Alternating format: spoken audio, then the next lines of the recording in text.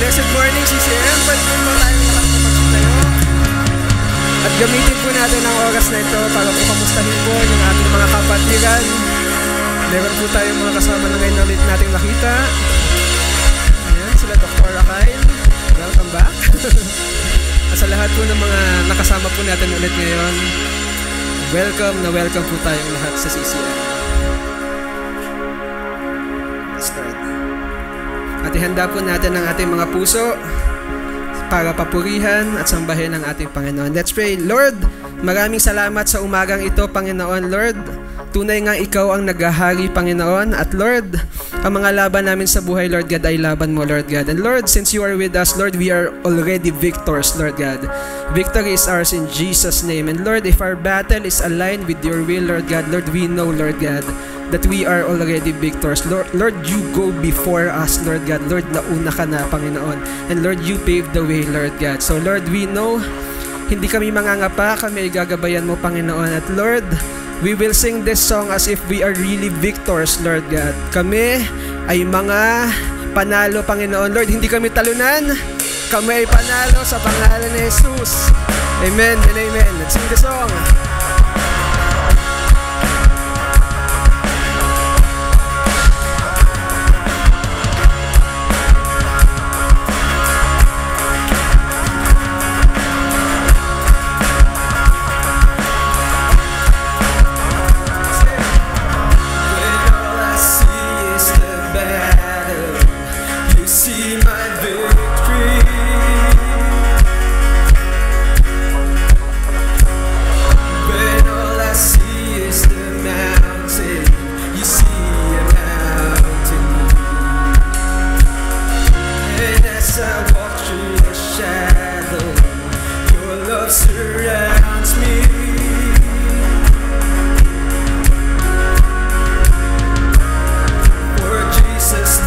For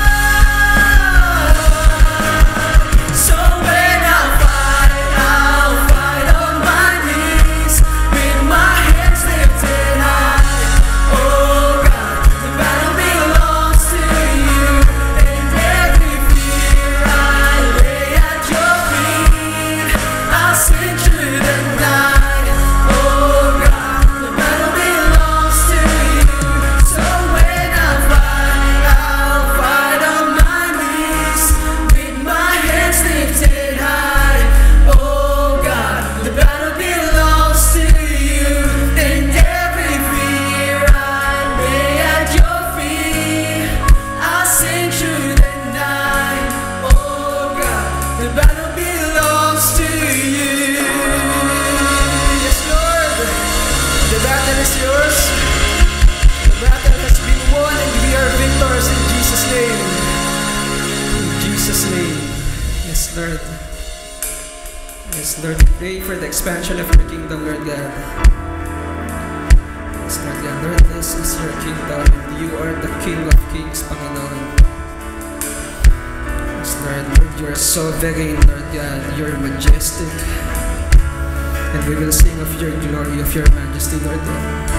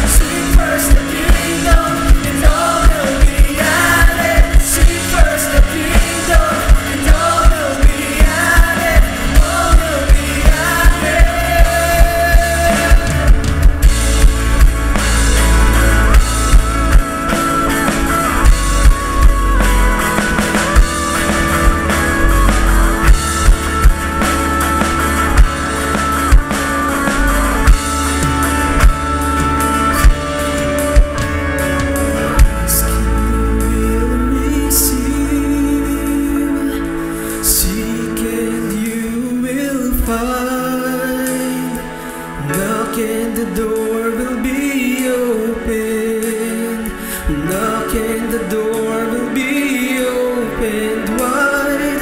Ask and you will receive. Seek and you will find. Knock and the door will be opened. Knock and the door will be opened wide. Ask and you will receive. Seek and you will find. Knock and the door will be opened. Knock and the door will be opened wide. Ask and you will receive. Seek and you will find. Knock and the door will be opened. Knock and the door will be opened. You will be filled. You will be filled. This is the kingdom. This is the kingdom. This is the kingdom of heaven. Ask and He will. Ask and He will. This is the kingdom. This is the kingdom. This is the kingdom of heaven. Ask and He will. Ask and He will. This is the kingdom. This is the kingdom. This is the kingdom of heaven. Ask and He will. Ask and He will. This is the kingdom. This is the kingdom. This is the kingdom of heaven.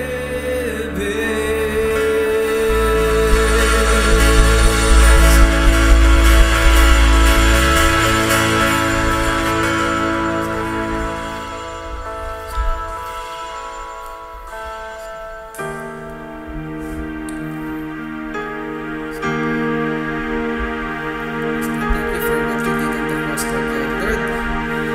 Because of what you did on the cross, Lord, there's forgiveness of sins. And Lord, there's hope for sinners like us, Lord. Lord, you are our only hope, Panginoon, for salvation. We sing this song to you, Lord. How great the chasm that lay between us, how high the mountain I could not climb. In desperation, I turned to heaven and spoke your name into the night.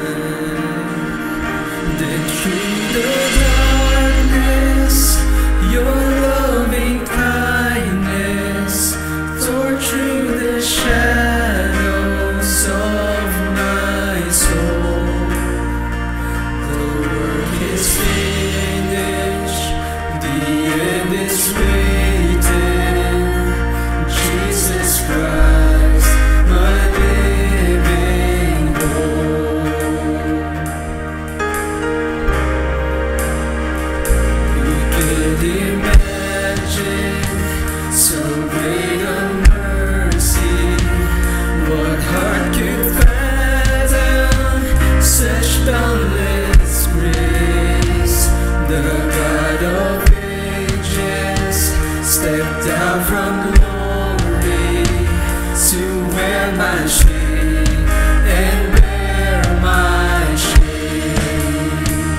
The cross has spoken, I am forgiven.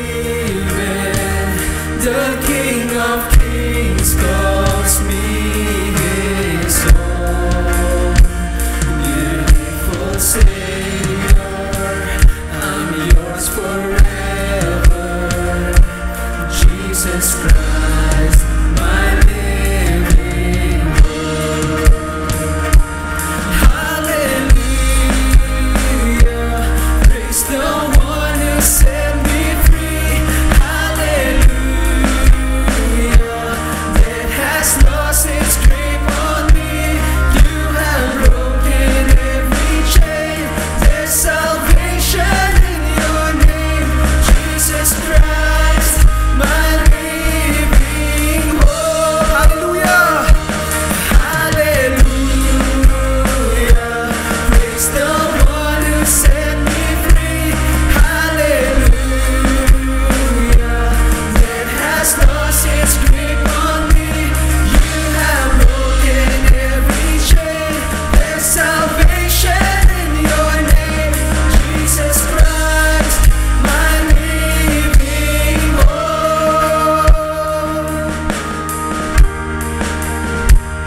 Then came the morning that sealed the promise.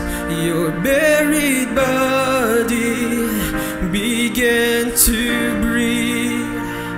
Out of the silence, the roaring lion declared the grave has no claim on me. Then came the morning that sealed the promise. Your buried body began to breathe. Out of the silence, the roaring lion declared the grave has no claim on me. Jesus, yours is the victory. Oh, hallelujah. Praise the one who set me free. Hallelujah. That has lost its grip on me.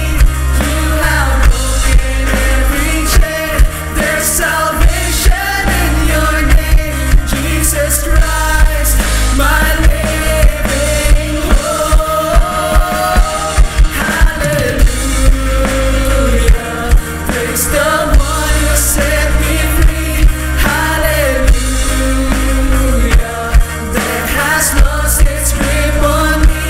You have broken every chain. There's salvation in your name, Jesus Christ, my living hope. Jesus Christ, my living hope. Oh God, you are my living hope.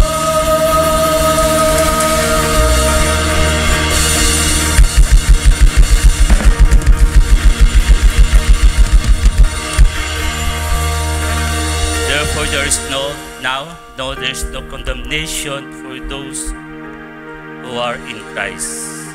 There is now no condemnation for those in Christ. Church, naniwala ba kayo ron? Because we have this living hope. So kung naniwala kayo, come forward and get this emblem.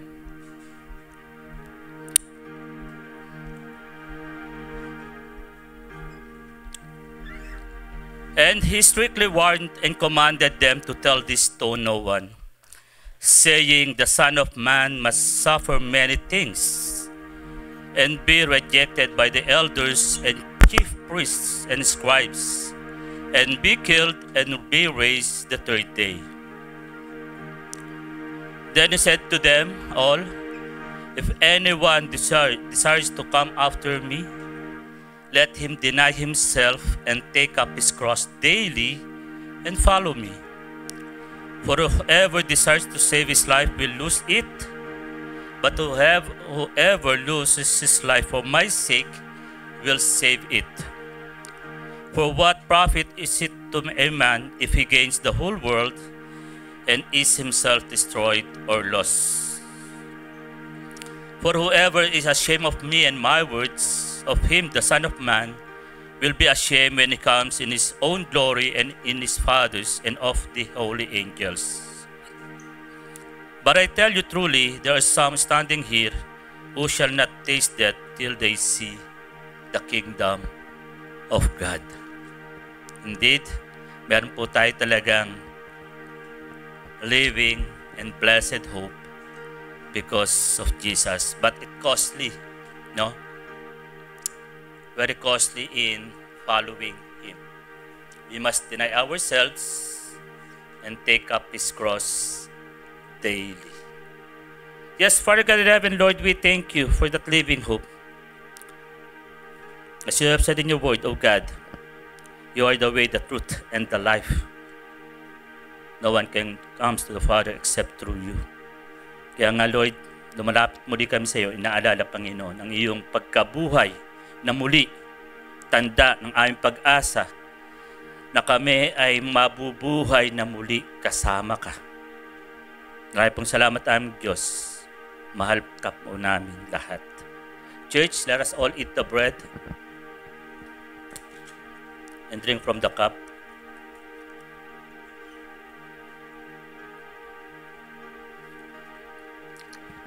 Praise the Lord. Praise the Lord. Sabi mo sa katabi mo, praise the Lord. Pwede na po tayo maupo. Praise the Lord.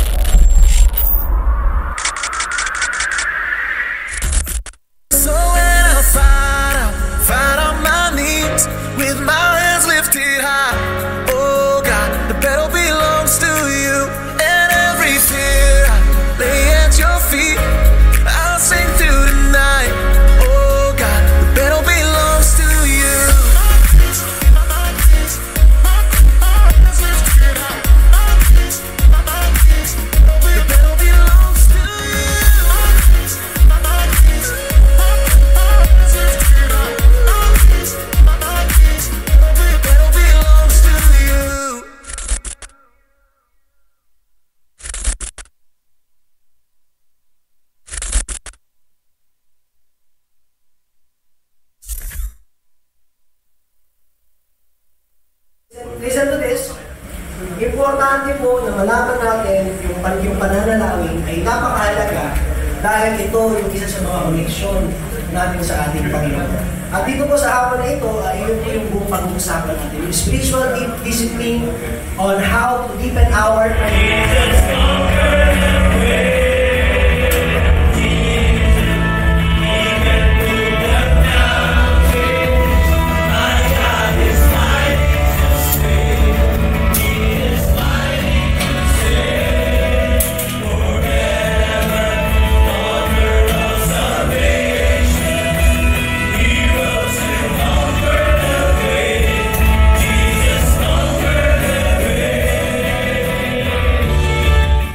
Church of Christ, si Pastor Arthur Santiago. To outgrow this body, kailangan makalis sa katawang ito. Kailangan makalis sa katawang ito, ng katawang ito, napakamakasalanan. It hinders us to see God face to face. Kailangan natin makalaya sa katawang ito, sa katawang salarin, sa katawang makasalanan, so that we can have a good communication with God. Presented to Pastor Arthur Santiago for imparting his wisdom and inspiring the network of men of Christ Church during the Men's Network Fellowship. Maraming salamat po. Meron din po kaming token. Sana po magustuhan po ninyo itong Bible na ito.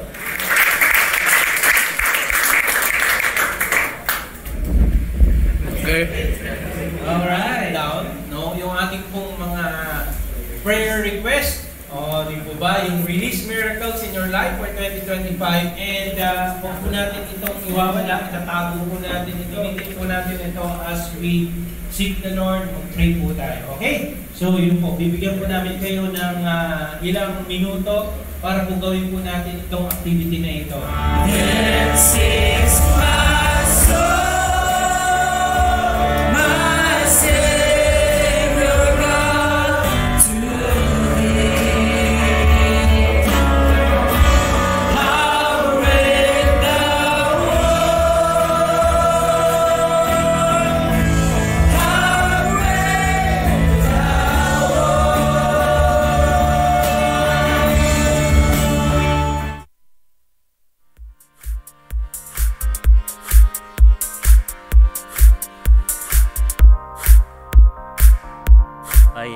Yan po yung ating mga gawain, ano? Last Sunday po yan, Men's Network Gathering.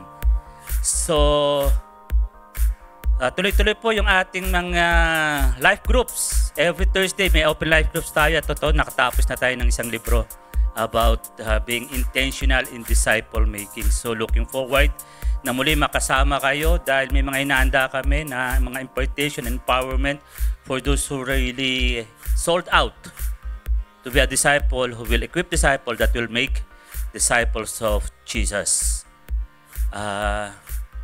So I'm calling morning devotion po. Every day 6 a.m. no? At patuloy po tayong nakasubaybay sana po lahat ito. Yun nga po ang kagandahan nito. We're all empowered by the word of God as we face yung ating mga daily grind, no? Yung mga decision making natin sa araw-araw. Makita natin na talagang ang Diyos ang nagbibigay sa atin ng karunungan para maharap yung mga challenges every day. Especially sa mga workplace natin, sa campuses, sa community na kung saan tayo naroroon. So please be aware of ating mga social media. No, meron po tayo lahat dito ay naroroon para nga po sa mga morning devotions natin, sa mga preaching, sa ating mga gathering. Dito po ay makikita natin sa mga social media accounts ng CCM. At yun nga po, tawagan ko si Kuya Michael para sa mas maganda pa at mas detalyadong promotion ng ating family camp. Ayan. So yun po, excited po ba tayo sa ating family camp? Less than 1 month na lang po, mangyayari na po ang ating family camp sa Alfonso, Cavite, sa LCSBC. Pwede ba natin i-post yung mga images natin for our family camp? So yun po, yung mga hindi pa po nakakapag-register, please register na po. Pwede po bang tumayo si Sister Erna or si Sister Debbie? Sa kanila po kayo magpaparegister or pwede, ayun po si Sister Erna. At pwede rin po sa mga network heads. So ano bang i-expect natin sa family camp? Expect po natin that we will really grow deeper in our relationship with each other and in Christ. So ayun po, ang registration fee po ay 1,500 for adults and 1,200 for students.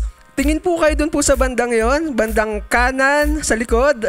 Nandun po yung mga camp shirts po natin. It only costs 180 pesos. So kung gusto nyo po magsukat na, nandoon na po siya, yung mga camp shirts natin. At we would like to acknowledge yung mga estudyante po natin na talaga namang nagpa-fundraising para sa kanilang mga camp fees. At kung meron man po sa inyo na gustong mag-sponsor dito sa mga estudyanteng to na kanilang t-shirts, yun po ay 180 pesos lamang po. Kasi po ngayon yung mga estudyante natin ay nakafocus sa camp fee po nila na 1,000 to 1,200. So yun po sa ating family camp. Sa atin naman pong blood donation drive, ito po ay mangyayari na po sa Sunday. Next Sunday po, dito rin po sa CCM, yan po ay mangyayari from 1 p.m. to 6 p.m. This is in partnership with Philippine Blood Center. So ngayon po, medyo madami-dami na yung nakakapagpa-register. Mamaya po, merong mga iikot para hingiin po yung mga gustong mag-register po sa ating blood donation drive. And yun po, in-encourage po talaga natin lahat na mag-donate. Merong isang batch ng nila Tito Arnold, yung pong batch nila sa high school, ay in-encourage na pumunta dito para mag-donate. Later po, pupuntahan din po natin yung mga, kung sino po yung available na gustong sumama, pupuntahan po yung mga TODA, mga tricycle drivers po dyan sa gilid para encourage sila mag-donate. Si Kuya Edgar po, nakausap na rin yung mga guards sa BDO at yung barbershop dito sa gilid. And later on po, kung gusto nyo pong sumama, tayo po ay magbabahay-bahay para mamigay po ng mga flyers about blood donation drive. Kapag po tayo ay nag-donate, tayo po ay makakatulong sa at least 3 tao. Yung 15 minutes po natin makakatulong sa 3 tao kasi po yung dugo natin pwedeng ihiwalay to white blood cells, red blood cells, and platelets. So, yung 15 minutes na sacrifice natin, it can help 3 tao. And it's really healthy for us na mag-donate ng dugo kasi mag-regenerate yung dugo natin at makakaroon po tayo ng panibagong dugo at madami po talaga tayong matutulungan. So I really encourage, alam po natin merong iba dito hindi makakapag-donate for certain reasons, pero kung hindi po kayo makakapag-donate, we encourage you po na tulungan kami na makahanap po na magdo-donate. Kasi po yung total donations po natin na bags ay tayo din po ang makikinabang. For example po, naka 100 bags tayo. Yung 30 bags po doon or 30% ay pwede po natin gamitin kapag meron pong isa sa atin or isa sa mga kapamilya natin na nangailangan ng dugo. So, wag naman sana, pero kung merong magka-emergency na isa sa atin or kapamilya natin ang mga kailangan ng dugo, pwede tayong makakuha ng libre sa Philippine Blood Center. So yun po, nakatulong na tayo at the same time healthy rin po ito sa katawan natin. So mamaya po sana yung mga hindi pa po nakapag-register na qualified naman po na able mag-donate ay sana po ay makapag-donate. So yun lamang po sa ating family camp and blood donation announcements. Thank you po.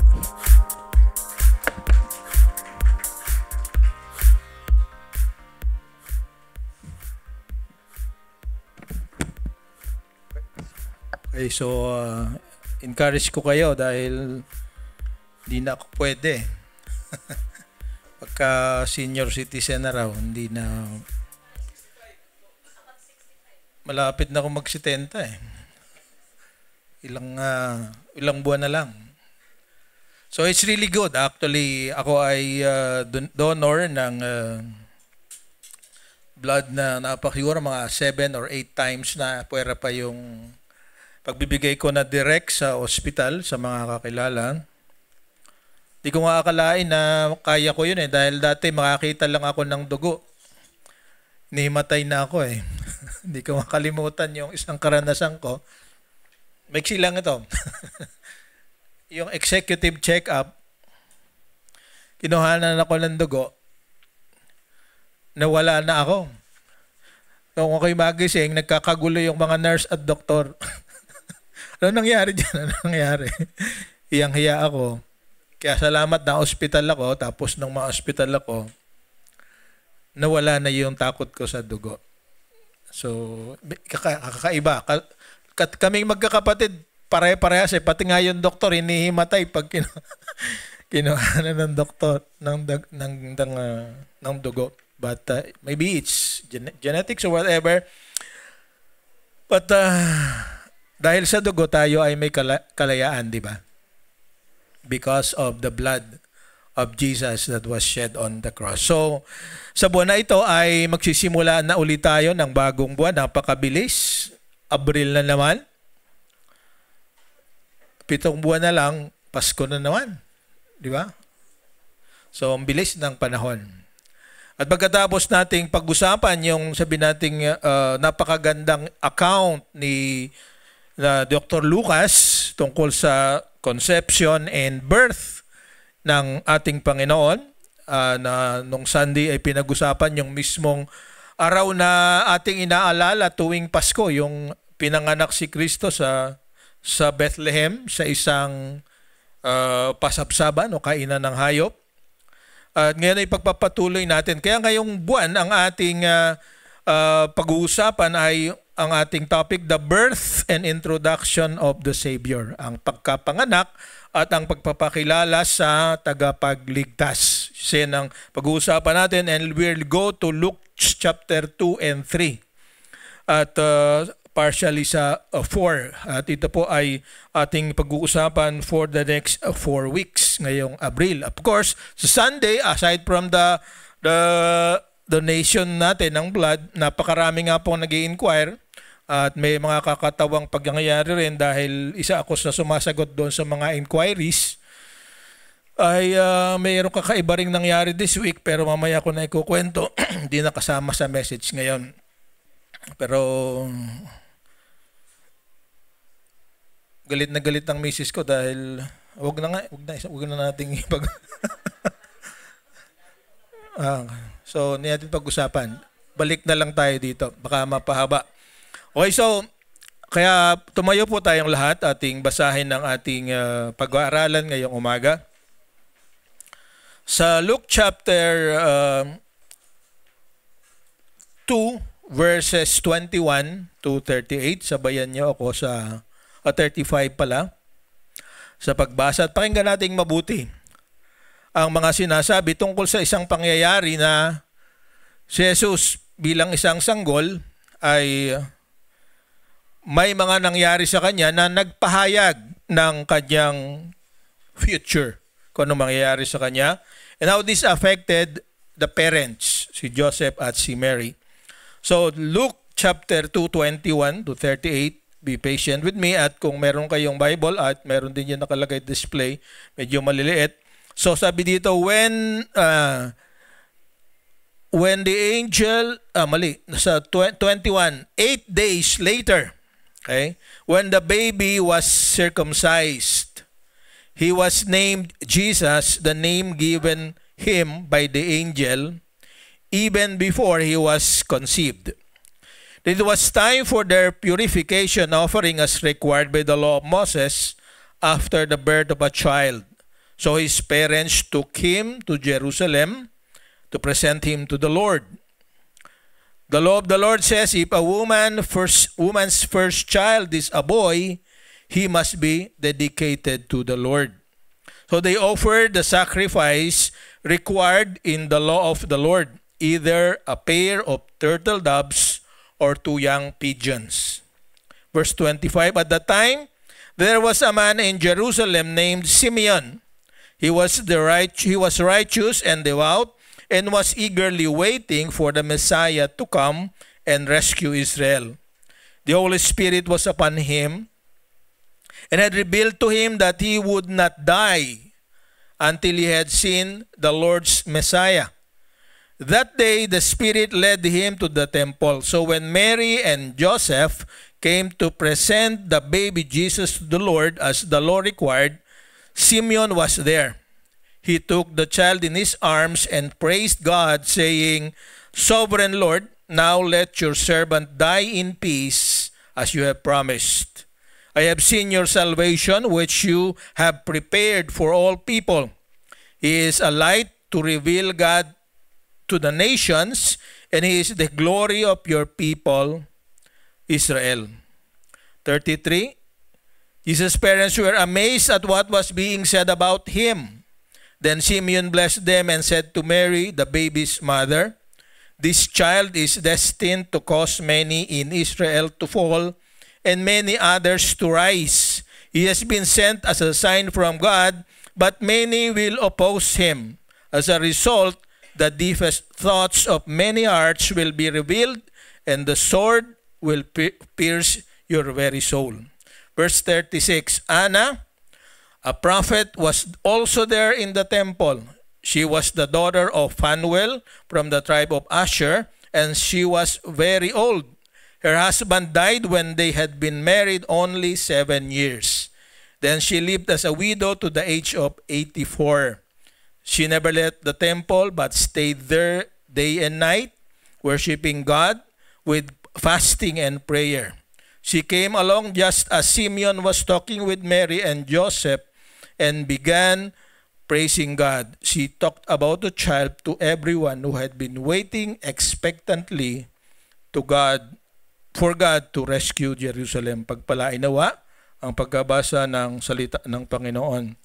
Ama naming Diyos na makapangyarihan sa lahat, sa aming nabasa ngayon, nawa ay puspusin mo kami ng malawak na pangunawa upang maintindihan namin kung ano ang layunin at sinulat ni Dr. Lucas, ang mga detalye na nasa harapan namin ngayon. Give us wisdom, patience, and prepare our hearts para kung ano man ang aming mapakinggan ngayon na maging hamon para kami ay maging bahagi ng paglago ng isa't isa. Ito po ang aming dalangin sa pangalan ni Jesus. Amen. Okay, so balikan ko ang ating layunin sa buwan. Pupunta pala tayo. Nakalimutan ko, nakatayo kayo. Okay. O, ang ating layunin sa buwan na ito ay para ating maunawaan na ang ating kaugnayan, pwede bang pakikuha yung natitirang, ang ating kaugnayan at interaction sa iba ay nagiging dahilan kuminsan ng paglago o patuloy nilang pag-abante, promotion sa kanilang paglago o kaya ay hadlang sa paglago ng iba. Okay? To be reminded that our relationships and interactions either promote or hinder the growth of others. So, ibig sabihin, katulad ng sinabi ni Jesus nung unang ng ating Panginoon kay Eva at kay Adan, it is not good for man to be alone. Kasi yun nga, habang tayo nag-iisa, tayo separate sa iba, kung minsan din tinaunawaan talaga ang ibig sabihin ng mga pangyayari. Subalit kung tayo ay merong kasama na pwedeng magbukas sa ating mga mata na yung hindi natin nakikita ay nakikita nila, matutulungan tayo na yung kung anong mabuting nangyayari ay lalo pang bumuti. At kung minsan naman, ang dahilan kung bakit hindi rin tayo umabante o magkaroon ng paglago ay sapagkat yung mga ginagawa ng iba ay humahad lang sa inanais nating marating.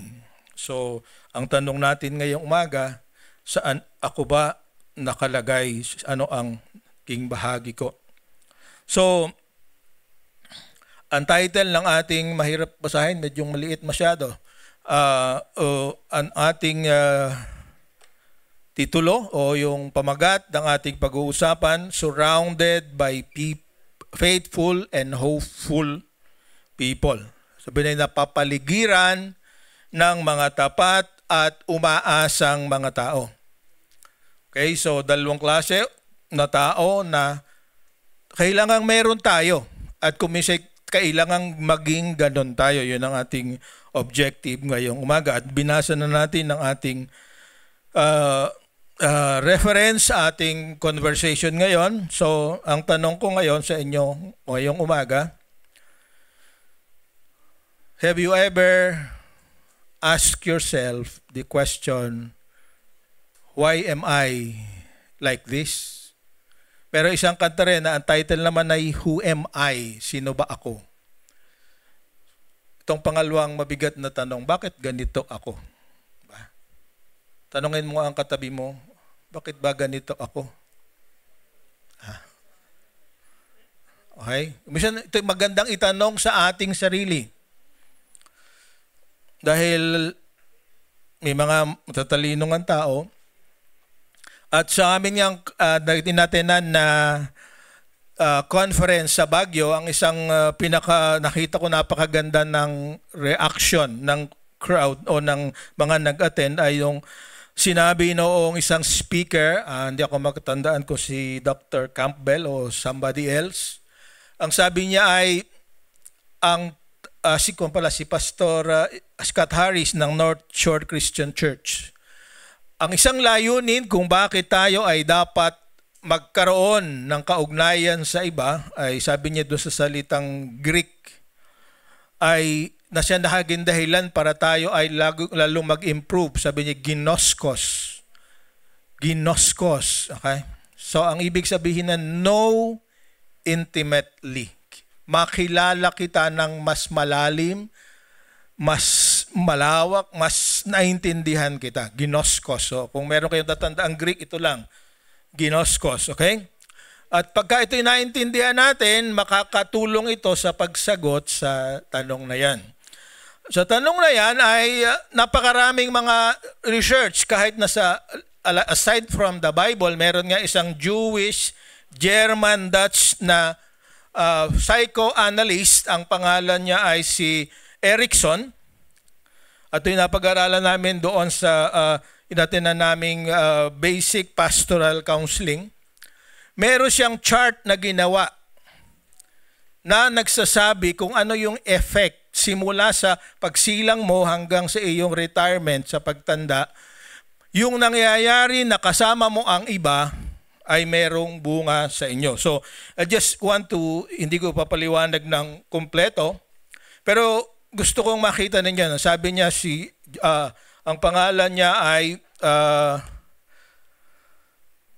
hindi ko makatandaan na nasa na to. Eric Hamburger. Erikson. Pero ang Hamburger niya H-O-M. Isang German, Dutch, Jewish psychoanalyst. Dito sa chart nakikita natin, pag tiningnan natin pababa dito sa kaliwang column, ay nakikita nyo yung edad, approximate age na Yung nasa gitna naman ay yung mga psychological o social crisis na pinagdadaanan ng isang tao ayon sa panahon na appropriate sa edad niya. At yung pinakahuli, yung virtue develop o yung katangiang na nagiging resulta ng karanasan na yon. So makikita natin diyan, hindi ko na elaborate, gusto ko lang makita natin. Ito yung nagpapatunay na talagang tayo nabubuhay hindi sa isang vacuum. Tayo nabubuhay na maraming kasama ang iba at yung ginagawa natin o ginagawa niya at hindi natin ginagawa at hindi niya ginagawa ay may bunga na katangian. Virtue. Kaya sabi natin sa pakyat diyan, pababa pala, nakikita na maliwanag naman, ano ba? Diba? Sa 18 infant, ibig sabihin newborn hanggang 65 and older, habang nabubuhay ka, merong mga tinatawag na psychosocial crisis. At naririyan yon, hindi ko na ipapaliwanag masyado kasi hindi naman tayo counseling class. Gusto ko lang makita ninyo na ang ating pagkilala sa ating sarili, di ba? Ang tanong natin, ba't ganito ako? Ay pwedeng ipaliwanag ng mga karanasan, kung sinong nakita, kung sinong nag-alaga, kung ano ang nagawa, ano ang profesyon, ano ang nangyari sa kanyang buong buhay. So, ibig sabihin nito, kami kahit nakasamatanda at maraming sa amin senior citizens, ang ginagawa ninyo ay may bunga pa rin sa amin. Ang di nyo ginagawa ay bunga pa rin. So makita natin na may mga virtues, hope, will, purpose, competency, fidelity, love, care, and wisdom. So maraming ito'y ginagamit para maintindihan yung nangyayari sa kanyang buhay. Hindi ko na elaborate, pero gusto kong makita natin na kahit si Jesus, dahil siya ay inalagaan, unang-una ng tatay niya na hindi naman niya tatay, at ng nanay niya na si Maria, na dumanas ng napakaraming, sabihin natin, crisis, ay dumaan din sa growth at hanggang sa isang sunod na linggo pag-uusapan natin.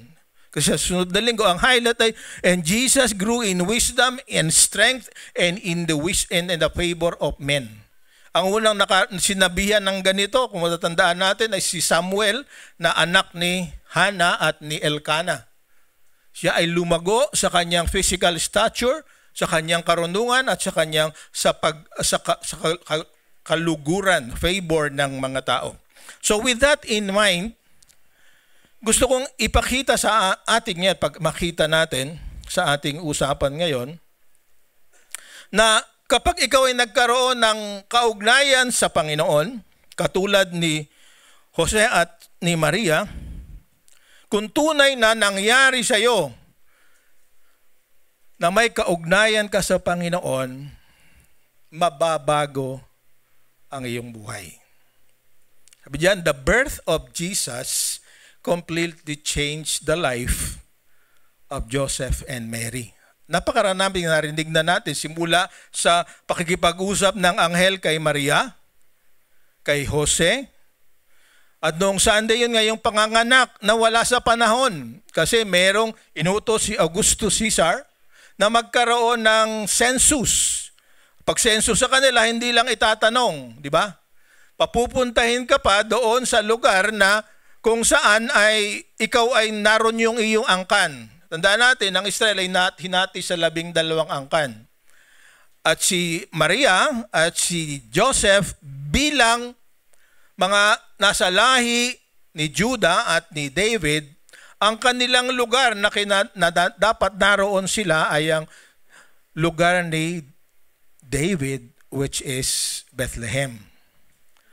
So, para siya ay maitala for the purpose of taxation din, silang mag-asawa sa sa kabuhanan. Thank you. Ng kanyang asawa ay naglakbay ng 150 kilometers. Okay? Layo nun, di ba? From Nazareth to Jerusalem to Bethlehem. At dahil siya ay kabuhanan na, ito pa nga isang nagbago ang kanilang buhay. Sila'y naglalakbay in caravans. Ano ibig sabihin? Marami silang sama-sama. Pagdating doon sa lugar na sila'y mag-stay, itong merong Tagalog doon sa kabuuan na iba na talagang malapit ng mga anak, wala sa mga kamag-anak, wala sa mga kasama niya na gustong ibigay yung kanyang reservation doon sa inn.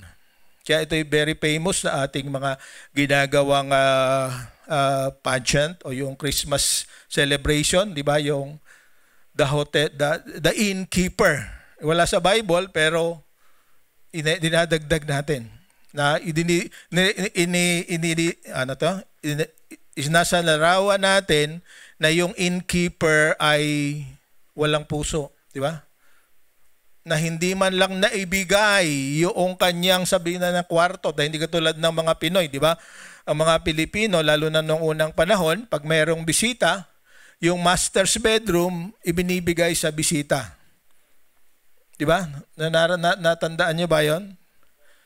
Sa sahig sila, kung maliit ang bahay at yung tulugan ng kalimitan, mag-asawa, ibibigay sa bisita. Si Mary at si Joseph, kabuwanan niya, walang tumanggap, kaya nilagay, pinanganak sa kulungan ng hayop. Yun ang totoo. Kasi noong unang panahon, yung inn, ang totoo ay, kung ang isabi dito, kuweba yun. Nung pumunta kami sa Israel, nakita namin. At sa kuweba ay may makanya-kanyang portion. Merong deluxe, merong single, merong couple, at merong naka-reserve para sa mga hayop. Yung mga asno, mga kabayo, mga camel na ginagamit nila sa paglalakbay, dun pinanganak si Jesus. Okay? So, makita natin, una pa lang, may effect na sa buhay ng bata.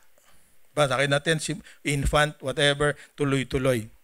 So, napakaraming nagbago sa buhay ni Mary at si Joseph. Dahil pumayag sila na paggamit sa Panginoon para yung plano ng Panginoon tungkol sa salvation natin ay maganap. Okay? Imagine kung hindi sila pumayag. Nasaan kaya tayo ngayon? So, tingnan natin ngayon. So, sabi sa Luke chapter 2, pagkatapos ng panganak si Jesus, dahil si Maria at si Joseph ay mga tapat na mga Hudyo. Hindi sila pari, pero sila ay tapat sa Jewish customs and tradition. So, ang isang custom and tradition ay nasa verse 21. Pag lalaki, isa lang ito, circumcised na siya at 8 days old. So sabi dito sa ating binasa, 8 days later, when the baby was circumcised, he was named Jesus. So natandaan ni Mary at ni Joseph yung instruction ng angel. Para ring asawa ni Elizabeth na si Zacarias, ang pangalan ng ipapanganak na miraculous din ni Elizabeth o ni Isabel at ni Zacarias, ang pangalan dapat ay John, Yohana. Okay? So, ang sabi noong mga kamag-anak, Zacarias Jr. Di ba? Pero kahit din nakakapagsalita si Zacarias, alam natin naging siya for some time dahil ayaw mang maniwala sa anghel, nasunod pa rin ang sa pangalan niya ay John.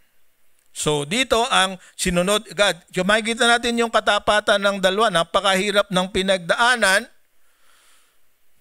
Ang kaugalian ng mga Hudyo, yung mga pangalan nila ay kalimitan ay yung meaning ay yung nangyari ng ipanganak ang bata.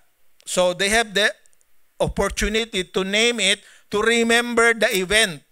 Kung babasahin natin ang mga pangalan ng sa Old Testament, ang ibig sabihin noong kalimitan ay yung nangyari prior or dahil sa nangyaring karanasan ng mga magulang But because Joseph and Mary were faithful, sabi sa verse 21, they circumcised Jesus on the 8th day.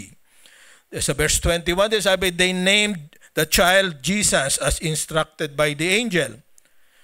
And then pagkatapos noon, meron pa ibang seremonya doon. Nagkaroon ng pagtutuli, 8 days. Si Mary ay nakatago for 40 days.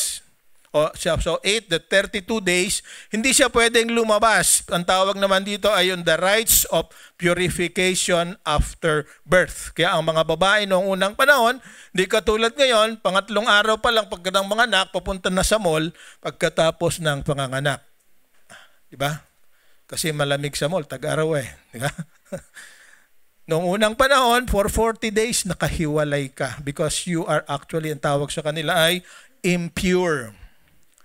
Kasi di ba meron sa normal birth ay meron pang mga, tawag ito, merong lumalabas na dugo. Tama ba? Habang di sa mga araw na to.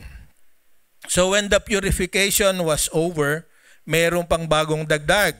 Kailangan, lalo na dahil panganay si Jesus, dabi dito ay, the required by the law, after the birth of a child, lalo na kung lalaki, sabi dito sa verse 23, if a woman's first child is a boy, he must be dedicated to the Lord. So, pagkaraw ang isang lalaki ay, sa Leviticus ito, ay ipinanganak, ang lalaking panganay ay para sa Panginoon. So, ginawa nila ito at ang requirement ay merong offering na dadalhin. At dito ang sabi ang dinalang offering, sabi sa 24 ay a pair of turtle doves. Yung turtle doves yung mga, ewan ko sa inyo, sa amin sa aming bahay, napakarami noong tawag ay bato-bato. Nagigising kami sa ingay nila tuwing umaga. It's a small pigeon, wild. Hindi yung katulad ng pigeon na mga kalapati na inaalagaan at kung may sayo na walang magawa ay nagkakarera, di ba? Pustahan. Kasi tabi ito yung mga pigeon, yung mga kalapati na yan ay babalik kung nasaon sila. So ang offering nila, turtle doves or 2 young pigeons. At kaya ito sabi nung iba, kaya raw ito ibig daw sabihin talagang mahirap si Joseph at saka si Mary. But there are too many things about that. Pero ang pinakasimpleng dahilan kasi wala sila sa sarili nilang bahay. Nanganak sila hindi sa ospital, sa tawag doon, sabsaban, at hindi pa sa sarili nilang lugar. So yung kanilang, kung meron silang inaalaga ang hayop, ipin-prepare kasi alam nila merong offering, hindi nila makukuha 150 kilometers away from home. So yung pinaka-practical talaga ay yung 2 kalapati or 2 bato-bato. So kita natin dito, isa pang proof na talagang very faithful itong mag-asawa. Kaya nga ang ating topic ngayon, surrounded by faithful and hopeful people. So sa ating istorya ngayon, merong 4 na tao na makakatulong para yung talagang maunawaan natin kung ano ang mensahe at plano ng Diyos para kay Mary, para kay Jesus. Are you following? So importante ito na yun nga, yung katapatan natin, yung ginagawa natin, lalo ng mga parents, di ba? Ito, dinala nila yung kanilang anak at sa susunod na linggo, pag-uusapan pa ano pang iba. Nung 8th day, dinala. Nung 40th day, after the 40th day, dinala na naman sa templo. Gusto ko maintindihan natin na hindi rin simple ito. Kasi yung Bethlehem at Jerusalem, di yun magkatabi. They have to walk 15 kilometers para lamang gawin itong mga ritual na ito. Wala pa noon tren, wala ring angkas. Angkas nila ay donkey. Okay? Along the way, ito ay international trade route. Akala ko noong una, kung hindi ko pa naka-enroll sa Israel Bible Center, yung palang sinasabi nilang dinadaanan ng mga maglalakbay, that's international route. Kahit noong pa, galing sa Egypt, punta sa Mesopotamia, sa Arabia, at pa, meron ng highway noon. At ito yung pinagawa noon, yung Roman highway. So sila ay dumadaan doon, hindi safe. Kaya nga, meron isang kwento si Jesus Christ tungkol the Good Samaritan. Along the way, pag ikaw ay nag-iisa, okay, dalawa lang, pwede kang maging biktima ng, tawag doon, ng scammer, ng hold-upper. Kahit noon ay meron ng mga magnanakaw. Okay? Muntik nga ako na-scam this week pero huwag na nating balikan. Alright. Dahil dyan sa blood donation na yan. Okay? Kukwento ko na lang later on pagka may pagkakataan tayo. So, faithful and hopeful people. Yan ang ating tinitingnan sa mag-asawa. Napakahirap. Joseph has all the rights para hindi gawin yon. Di naman niya anak eh. Diba? Pero dahil sila ay tapat na tao, kung anong inuutos ng batas ni Moses, sinusunod nila. Walang shortcut. Okay? So, isa pa, na kakaiba dito sa bata na ito, alam natin do 1 linggo pa, di ba? Kapapanganak pa lang niya, dapat siya nagpapahinga, merong pumasok na bisita. Sino yan yung mga... Sino? Mga pastol, di ba? Hindi ko alam. Di ba pagka, bagay, ang misis ko nanganak na, hindi naman nanganak ng natural, di ba? Pero yung mga nag-normal birth, di ba? Sa panahon na hinang-hina ka, meron kang bisita na biglang dumating, na sabi utos ng anghel, di ba? Kaya nga sabi doon sa verses na binasa natin noong nakaraang linggo, Mary treasured all these things na nangyayari sa kanila. Kakaiba kasi, di ba? So yung si Jesus ay matatawag natin quote-unquote special child. Di ba? Tama? Medyo ngayon sa panahon na ito, ang special child ay hindi maganda ang dating. Pero Jesus is a special child. Marami pa ibang mangyayari na alam natin nasa kasulatan, di ba na? Aside from the poorest of the poor, the richest of the rich. Dumating din, no? Several months later, nung nasa bahay na sila, alam natin na sila ay binisita ng magi o wise men. At habang pinag-iisipan ko ito, ginamit din ni Lord, di ba? Meron silang Christmas, kaya tayo nagre-regalo pag Pasko, di ba? Dahil yung magi, hindi ko alam kung ilan sila, meron silang gift, di ba? Ano yung gift nila? Sino nakakaalam? Gold, frankincense, and myrrh, which are all prophetic. Pero ang nakita ko, dahilan nito, binigyan sila ng baon ni Lord. Kasi hindi sila makakauwi sa Nazareth. Later on, papapatay ang bata, so pumunta sila sa Egypt. Diba? Nanatili sila sa Egypt for a certain period, danding mamatay si Herod the Great, palitan ng kanyang anak na si Herod Archelaus. Di pa rin sila nakabalik sa Jerusalem, sa kasaysayan, dahil si Archelaus na anak ni Herod the Great ay kasing bagsik ng kanyang tatay na si Herod the Great. Kaya eventually bumalik sila sa Nazareth. So, yung susunod na istorya natin, galing na sila sa Nazareth. Doon sila tumira. So, with all this, makita natin talagang tama ang pagkapili kay Jose at kay Maria para gamitin sa pagpapalaki ng sanggol at bata na si Jesus. Okay? Medyo mahaba yata ang kwento ko pero gusto kong makita natin ito. So, pagpatuloy natin sa pagdating ngayon, nung nag-o-offering na sila, 40 days, merong biglang lumapit na ang pangalan ay Simeon. Hinawakan ng bata at nagpasalamat si Simeon. So sa ating binasa 25 to the following, pinakilala si Simeon.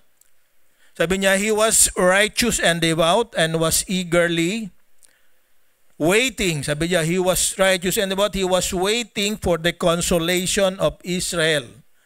And the Holy Spirit was on him.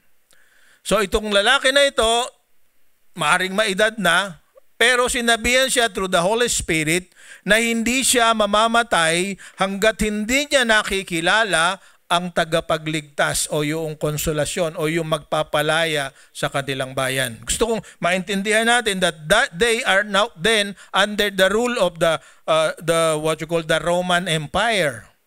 So pinahihirapan sila. At ito si Simeon ay sinabihan na hindi ka mamamatay hanggat hindi mo nakikita ang tagapagligtas ng Israel. Napakapalad niya pero ano bang termo ito gamitin natin? Napakahirap na naging kalagayan niya. Naalala ko yung aking lola, noong siya ay makapag-celebrate ng 100, nabuhay pa uli siya ng 7 taon. So, maraming mga ka-contemporaries niya, kumisay mga pamangkin, mga apo niya na mamatay. Tuwing malalaman niya na may namatay, ang kanyang reaksyon isang bagay lang. Sabi niya, sana ako na. Bakit hindi ako? Ba?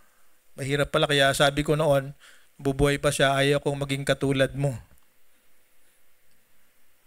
Next year, 70 na akong. Kota na. So, pwede na. Ha? Ano, di ba? But, napakahirap nitong kalagayan, di ba? Pero mo, siguro araw-araw itong ginagawa ni, nakikinig siya. Mayroong dadating, mayroong lalaking ipinanganak.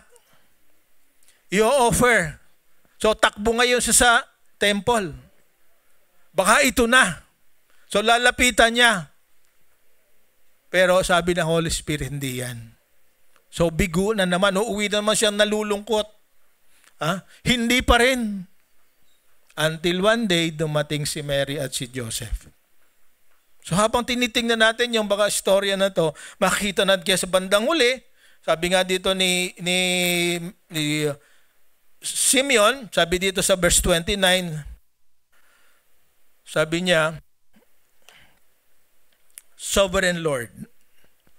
Hindi ko nakuha. Pakiabante mo yan.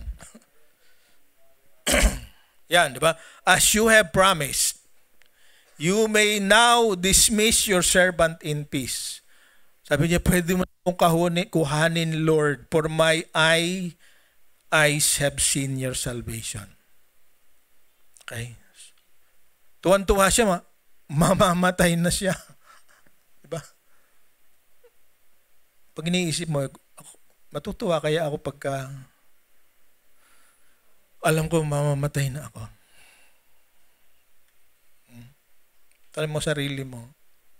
Depende siguro sa napangasawa mo, no?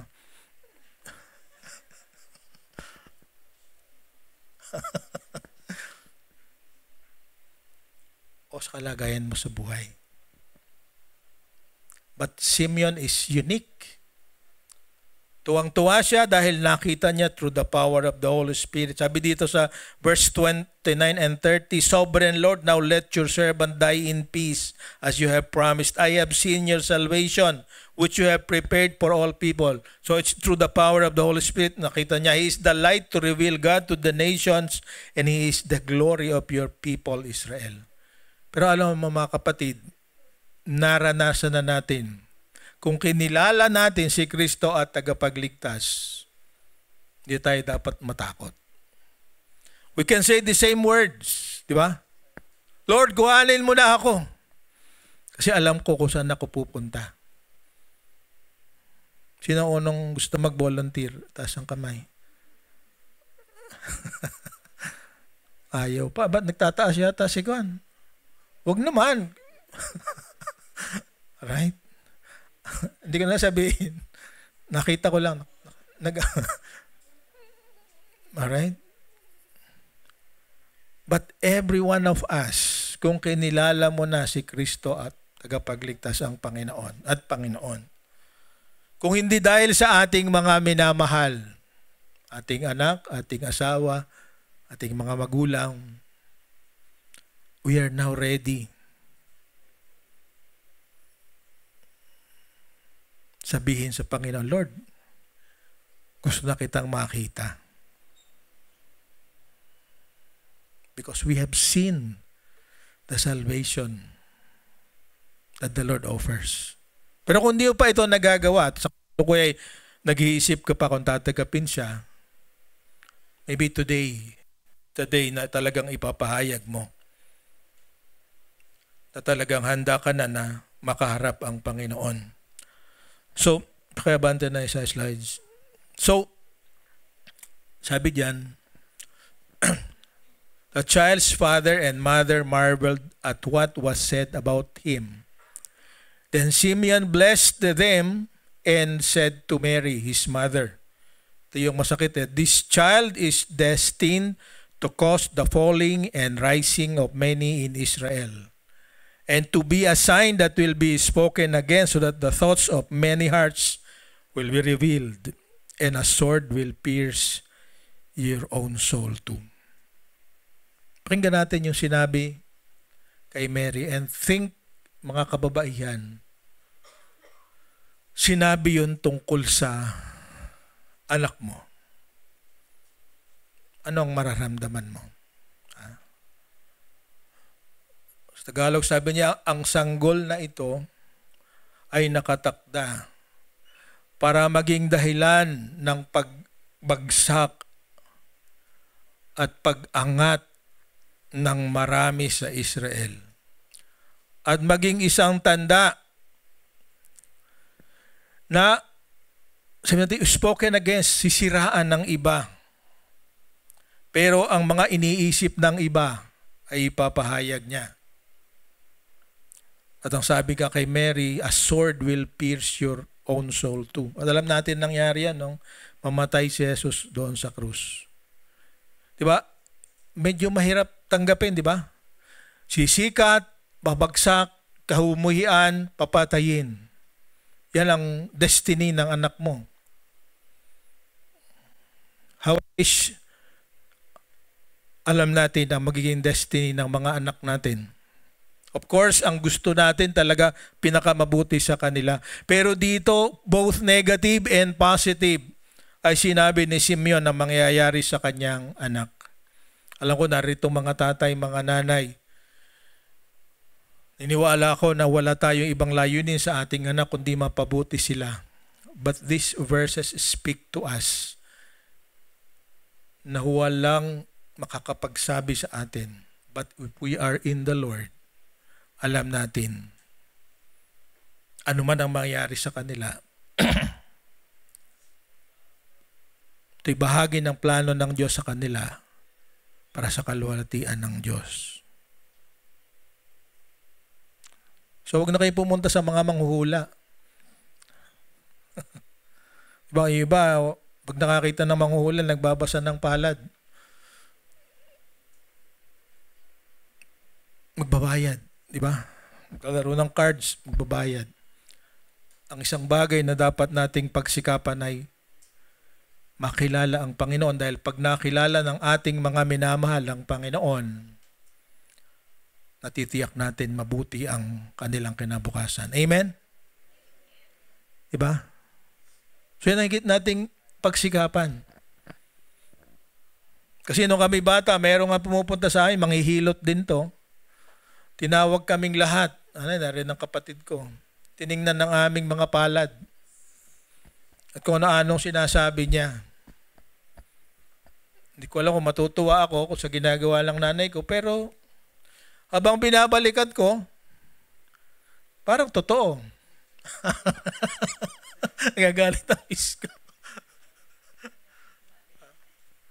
Sabi niya sa akin, kuripot ka.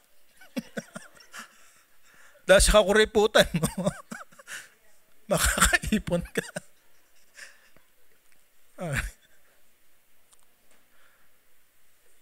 Alam nyo, importante talaga. Ano ng mga anak, mga magulang, ipanalangin natin ang ating mga anak. Ating mga apo. tingnan natin kung ano ang ginagawa ng Diyos sa buhay nila.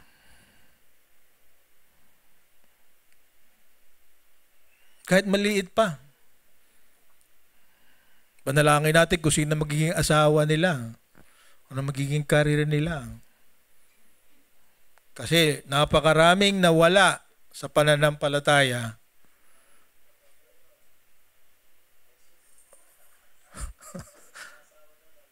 Hindi ka na mag-asawa, may asawa ka na eh. Hindi na papalitan yun. Kung ipapanalangin natin sa Panginoon, katulad ni Simeon, ano man ang mangyari, alam natin, secured sila. That's the most important thing for a parent, di ba? So, tingnan natin. So, balikan natin, di ba? Yung ating ginagawa, makaka-apekto sa iba. Yung hindi natin ginagawa, kung minsan nagiging hadlang sa paglago nila. So, Simeon predicted what will happen. At ito ay, sabi dito ay nakapagsurpresa sa nanay niya. Subalit as the result, dahil doon, naging handa sila. Maaring masakit nung bandang uli, pero yun nga ang nangyari. At pangalawa, diba sa Jewish culture, dalawa ang kailangan maging witness para maging totoo ang sinasabi ng isa. At nga dito nga sa kaso ni Jesus Christ, merong collaborator. May isang babae na lumapit din, ang sabi ay si Hannah o Anna, the daughter of Penuel, the tribe of Asher. She was very old. At ito'y nakakalungkot ang storya ng babae na ito. Wala siyang anak. 7 taon silang nagsama ng kanyang asawa. Ganyan ay 84 years old na siya. Kung siya'y nag-asawa ng 14 years old, yun ang talagang panahon noon eh. Kasi sa kanila, kung natatandaan natin, pag ikaw ay pinagkasundo ng nanay mo at tatay mo, kahit bagong kapanganak ka lang, kayo'y mag-asawa na. Okay, so assume natin na si Hannah ay pinagkasundo ng tatay niya sa balae ni, anong pangalan? Dito, ni Panuel, di ba? So, ibig sabihin, kung 14 noon, 84 siya ngayon, so 70 years na siyang walang ginagawa araw-araw, kundi pumanatili sa templo at nagsumasamba, sabihin, worship night and day, praying and fasting. Di ko alam kung ano nasa loob niya. Pero ang sabi niya, nagpasalamat siya nang makita si Jesus at ikinonfirm niya yung sinabi ni Simeon. Sabi niya ay, he was looking forward to the redemption of Israel at nung araw na yon, nangyari ang bagay na yon. Mga kapatid, ano ang gusto kong maging maalaala natin sa araw na ito? Ang ating kaugnayan at ang plano at purpose ng Diyos sa ating buhay ay hindi pwedeng mangyari if we are not connected with Him and with the right kind of people. So Mary and Joseph remained connected with the Jewish traditions. Kahit anong hirap at kahit meron siyang pwedeng maging dahilan para hindi sundin. Dahil mapanganib, dahil malayo, dahil hindi naman niya anak, ginawa nila dahil sa kanilang pagiging tapat sa Panginoon. At dahil doon, yung sabi nating pinapaalagaan kay Jose at kay Maria na alam natin tagapagligtas ng sanlibutan, ay nakilala noong mga taong naghihintay sa pagdating niya. So tanong natin ngayon, let's reflect on these questions. Kaninong buhay ang nababago dahil ikaw ay may kaugnayan sa Kanya? At pangalawa, Anong positibong pagbabago ang nangyayari sa iyo dahil sa mga kaugnayan mo sa mga taong nasa paligid mo? Good questions, di ba? So, kayo, ako, dahil magkakakilala tayo, meron tayong nagagawa o hindi nagagawa dahil kilala mo ako o dahil kilala kita. Sana ating pinupush natin yung intentional relational discipleship. Sana maging dahilan yon para talagang maitulak natin ang isa't isa sa tunay na paglago sa pananampalataya. Kaya huwag kayong mawawala sa family camp. Ang haba ng sinabi, yun lang pala naman ang message. Hindi po. Gusto kong makita natin na kailangan natin ng isa't isa. Na the more we know each other, the better we can help each other. And that will happen only kung tayo nagkikita-kita outside of this Sunday activity.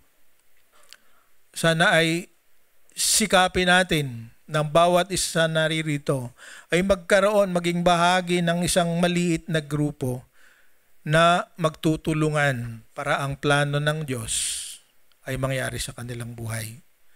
Napayagan natin may makialam sa atin. Napayagan nating mapakinggan natin ang buhay at nangyayari sa iba. Nalulungkot nga ako dahil matatapos na yung serye natin sa paano natin magkakaroon ng tunay na malalim na pagkakilala, yung aming pinag-uusapan tuwing Thursday. Intentional ang title. At para kami at tayong bawat isa ay maging lumalim talaga sa pananampalataya. Kaninang umaga nga ay aking nire-review lahat yung mga principles na na-cover na namin. Ang una ay we listen to understand. Kailangang tayong makinig na ang nating layunin ay maintindihan at makilala ang isa't isa. Pangalawa, we seek all together the Holy Spirit. Yun yung pangalawang principle. Ang pangatlo ay develop potential. Kung ano yung meron ka, ay merong mag-a-affirm. Merong tutulong para yung kakayanan mo ay talagang magamit sa paglilingkod sa kapwa. Develop potential. Pang-apat ay bring them. Kung saan ka pupunta, isama mo sila. Diba? Ibig sabihin, magkaroon tayo ng hiwalay na pagtitipon, pagsasama-sama kung saan man tayo pupunta, magkaroon tayo ng opportunity to eat together, to attend a conference together, or iba pang mga bagay. So, 4 na, no? Tama ba?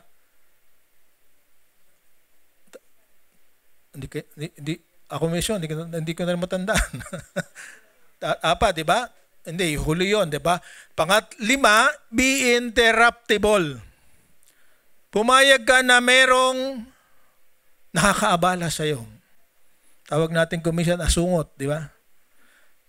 Pumayag ka na merong makakaabala sa'yo. 5, 6 pala, speak the truth. Sabihin mo talaga kung ano ang dapat niyang marinig. 7, magpakatatag ka. Kasi kumisan, kahit na napakaganda ng inyong pinagsamahan, mayroong pagkakataon na magkakaroon ng iiwanan ka ng tao na yon. Stand firm. At sa Thursday, yung pinakahuling principle, let them go. Palayain mo sila. So, inaanbahan ko kayo sa Thursday, na makasama natin. Kasi pag na-practice natin ito, yung ating pinag-uusapan ngayon, surround yourself with faithful and hopeful people, mangyayari. And as we surround, tandaan natin, napakahirap na mayroon ka, sabi sa 1 Corinthians 15, balik natin. 15:33, do not be misled. Bad company corrupts good character. So ang ugali mo ay naapektuhan ng mga taong kinakasama mo. Sa ating church, mga binago ng Panginoon yan.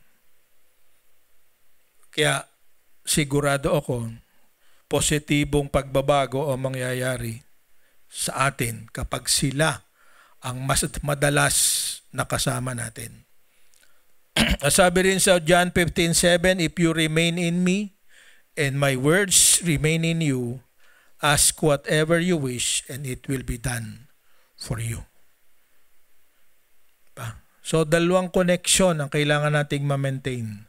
Connection sa Panginoon at connection sa isa't isa. At purihin ang Panginoon dahil ang ating simbahan, ang ating iglesia, pinagsisikapan natin na bawat isang naririto ay maging bahagi ng isang maliit na grupo na magpapalakasan at mag-aalaga sa isa't isa. Dadalaw sa iyo kung mailangang dalawin ka, papanalangin ka lagi. Pag birthday, reregaluhan ka o reregaluhan mo, di ba? Sarap magregalo, di ba? Pag may nangyari sa iyo, alam mo may dadalaw, may kakasama. That's what we want to develop in this church. And purihin ng Panginoon, nakikita ko ito unti-unting nangyayari. Of course, initially, we will not like each other. Alam ko, merong sa atin nararamdaman na, yabang naman ito. Pero pagka nakilala mo na siya, pakikinabangan mo pala ang yabang niya. Ang ingay naman ito. Pakialamera to. Chismoso to. Ba? Alam niyo ba? Hindi ko lagi nakakalimutan nito. Kung anong tingin mo sa kapwa mo, ganun ka. Pag nayayabangan ka, dahil mayabang ka rin. Pag hindi ka naniniwala dyan, dahil sinungaling ka rin. Diba tawag dyan mirror image. Nakikita mo sa kapwa mo kung anong tingin mo sa sarili mo. So if you are looking unto Jesus, siya ang tinitingnan mo at siyang mini-mirror mo, hindi mo mararamdaman yung mga negatibong aspeto ng makikilala at makakasama mo. No one among us here is perfect. Lahat tayo may problema, lahat tayo may kakulangan. But the more deeper and the more intimate, ginoskos, we come to each other, matutulungan natin. So today, tandaan natin, we have to surround ourselves, tayo po tumayong lahat, with faithful and hopeful people. Tayo manalangin. Ama naming Diyos na makapangyarihan sa lahat, alam namin hindi pa kami matatawag na totoong tapat ng mga tao. Patuloy kaming nabibigo paminsan-minsan. Binibigo namin kayo. At kuminsan pati na ang mga tao na nasa aming paligid. Lord, we still need you to change us. Kailangan namin kayo, Panginoon. Dahil kami makasalanan. Salamat at pinatawad niyo na kami sa mga kasalanang nagawa namin noon. At patuloy niyo kaming patatawarin sa mga pagkakamali na pwede naming magawa at maranasan habang kami pinigbigyan mo na ng buhay at pinapayagang manatili sa sanlibutan ito. Pero dahil kilala ka namin, Panginoon, we remain hopeful. Hindi kami mawawala ng pag-asa kahit nabibigo ka sa amin at nabibigo rin kami sa mga taong nakikilala, nakakasama namin. Dahil Panginoon, we are work in progress. Nagtatrabaho ang banal na Espiritu sa bawat isa sa amin. At dahil doon may pag-asa kami. At ang lahat ng pangako mo, Panginoon, katulad na nangyari kay Simeon, kay Hana, sa mag-asawang Jose at Maria. Lahat ng pangako at sinabi mo natupad, Panginoon. Kaya naniniwala rin kami kung ano man ang plano mo na hinahanap pa rin namin sa aming sarili para sa amin na alam namin ito ay mabuti para sa amin. Buksan mo ang aming mga mata. Palambutin mo ang aming mga puso at hahanapin namin kung ano ang dapat naming hanapin, gawin para kami magkaroon ng matibay na kaugnayan sa iyo at sa aming mga kapatid. Aming dalangin, Panginoon, na patuloy kang magtiyaga sa amin. Na patuloy mong buksan ang pintuan ng langit para yung kailangan namin ng mga pagpapala, karunungan, kalakasan ay aming matanggap. Dalangin namin patuloy, Panginoon, ang mga tao na dumadaan sa kakapusan o sa karamdaman. Arito ang iba sa kanila ngayon, ang iba ay nakikinig sa kanilang mga tahanan. Pagalingin niyo po sila, Panginoon. Ang mga walang hanap buhay, we declare, Lord, that you will allow them to find job or anything na kailangan nila para makatuloy na mabuhay ng maayos at may kasaganaan. Aming dalangin din ang sino man na maaari na nag-aalilangan sa kanilang kaugnayan sa iyo. Alisin niyo po, Panginoon, yon. At makita nawa namin silang nanonumbalik at sinusunod ang plano mo para sa kanila. Amin din dalangin na yung aming mga gawain na nakatakda sa mga sunod na mga araw, lalo na yung blood donation na paraan namin para makakilala ng mga tao na maaaring di pa nakakilala sa iyo, Panginoon. Naway mapaglingkuran namin sila at makakilala namin kayo sa mga tao na ito sa pagdating nila sa darating na linggo, Panginoon. Naway maging daan ito para yung aming presensya sa community na ito sa Makati, ay higit pang lumalim at makilala nila kayo, Panginoon, at ang inyong mga anak sa dako na ito. Bigay mo sa amin kung anong aming pwedeng maging bahagi sa gawain. At naway wag kaming mag-alinlangan na ipagkaloob ang aming magagawa. Ganun din sa araw na sa oras na ito, aming pinapahayag at ibabalik namin sa iyo ang bahagi ng aming kinikita at ng aming hanap buhay na ikaw ang may ari, Panginoon. Gawin mo kaming tapat. At higit sa lahat naway yung aming offering ay i-honor nyo, Panginoon, at binibigay namin dahil mahal namin kayo. Salamat po ng marami.